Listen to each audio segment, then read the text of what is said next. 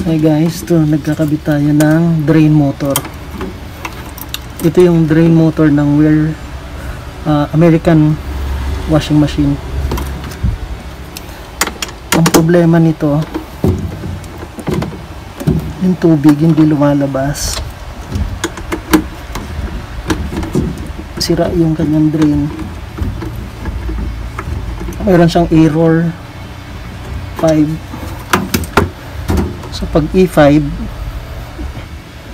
posibleng sira yung drain motor or plug, itong drain plug na ito.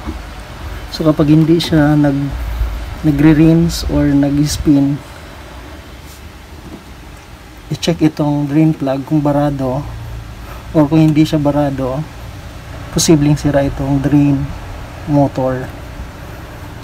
Yung board din nagsisend ng signal dito to release yung water. Pag hindi siya nag-release, ito po ang sira. So pinalitan natin yung luma.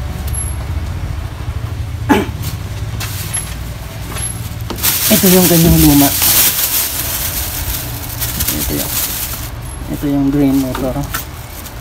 So ang trabaho nitong drain motor is to release yung water sa loob ng tub. Yun ang kanyang trabaho. Ito ay 220. Yan, 220 to 240 volts, 50 to 60 Hz. So, pinalitan na natin siya ng bago. Kukonek na lang natin. And then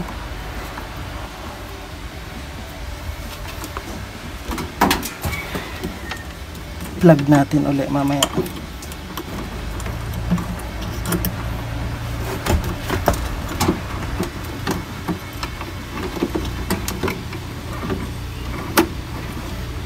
Itong wire na to nakakabit dito sa dulo.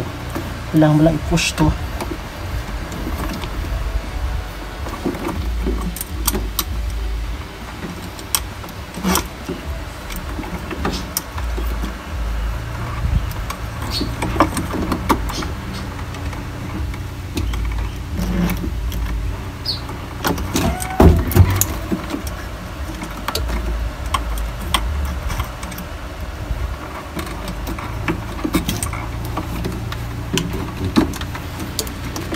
May kahirapan na kabit. Kailangan luwagan.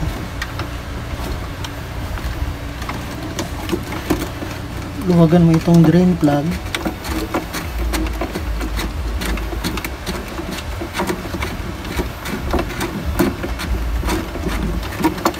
Ayan. Para hina.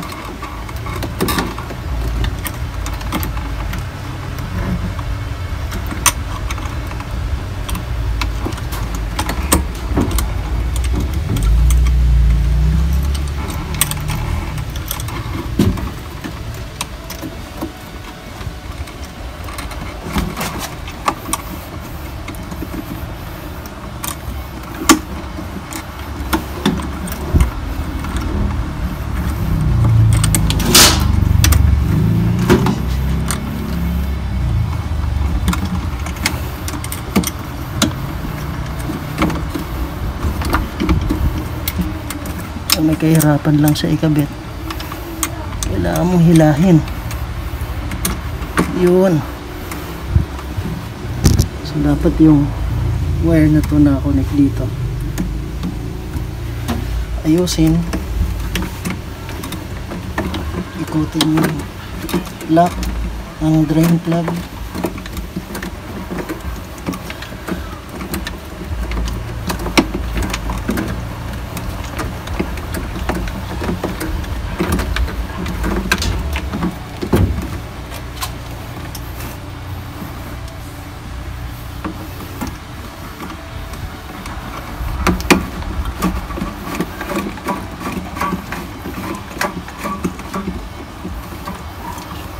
Yan.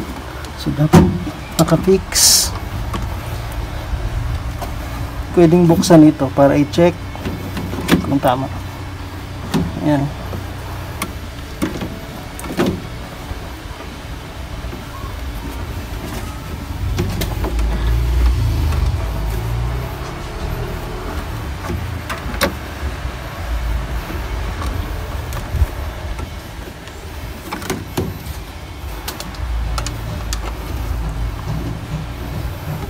guys, balik.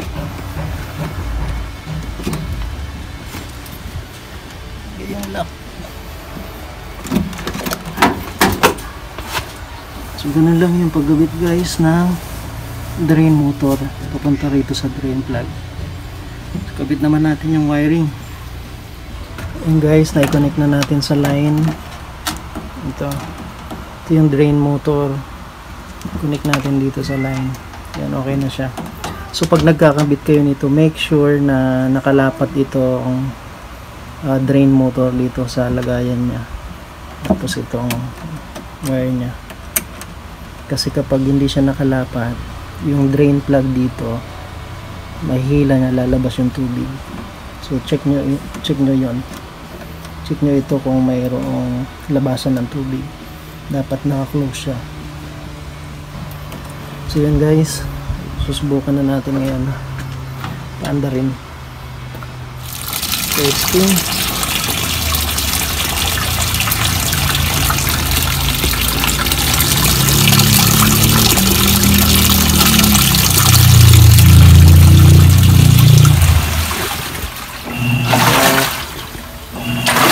Wash cycle 14 minutes.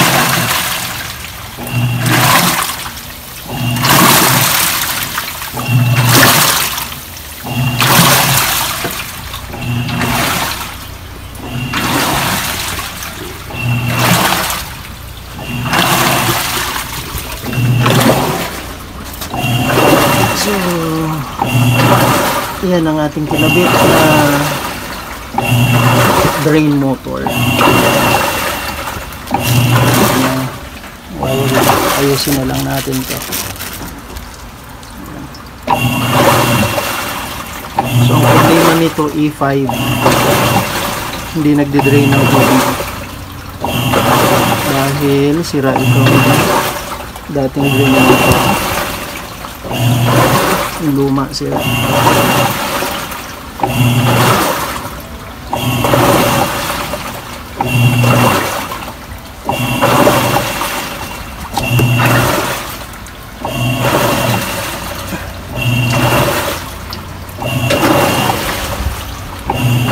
Guys, naglabas na ng tubig. Hinila na ng ito, kung makapapansin natin, nakabanat siya. Ibig sabihin, hinilat itong drain motor, itong wire na to para hilahin yung drain plug para lumabas yung tubig papunta rito. So yan, lumabas na yung tubig. Dati yung ganyan yung problema niya, hindi lumalabas yung tubig. Ayun, lumabas na siya. Naka-rinse cycle tayo.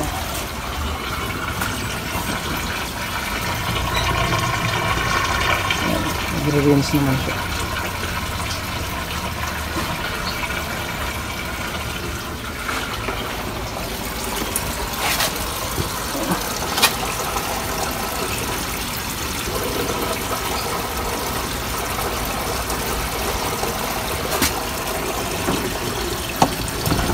Higpitan lang natin to.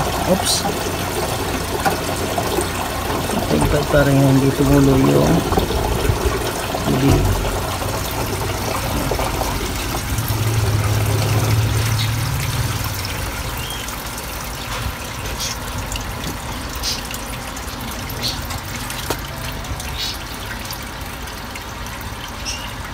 Na-drain na niya yung tubig.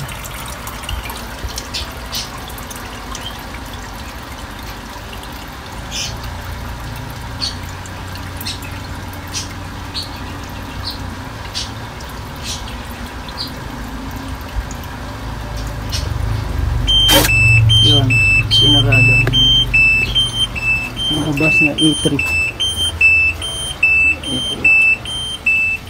Kanina nag-error ng E3. Yan. So ibig sabihin, pag E3, pag magre-rinse ka, bukas yung door. Kasi yung bakang kamay mo. Oo, so kailangan sarado mo siya.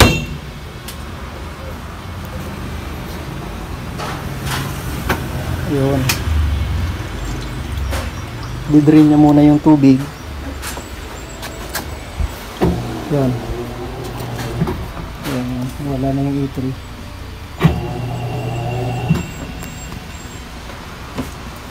Pag E5, barado yung dito. Kung barado siya, kailangan lang tanggalin yon. Ngayon kung hindi naman siya barado, yung kanyang drain motor, yun yung pinalitan natin ngayon. So pag E3, yun naman ang kanyang problema. Bukas yung pin. Hindi siya magre-rinse or spin kapag bukas yung pintuan, yung door.